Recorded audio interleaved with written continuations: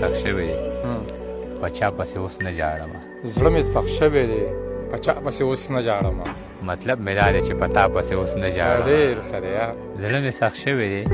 په چا پسې اوس نه ژاړم مطلب مې دا دی چې په تا پسې اوس نه ژاړم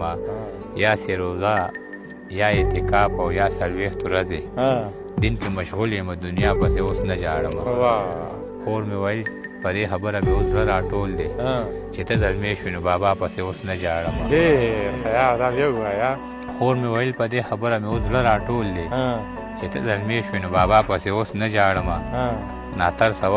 ناترسه وخت ورسره دومره بلد کړی یم تیرو کې خوښ یم رڼا پسې اوس نه ژاړم عجز به یم خو فریب او دوکه پیژنم ستا د دروغو په خندا پسې اوس نه ژاړم ژاړم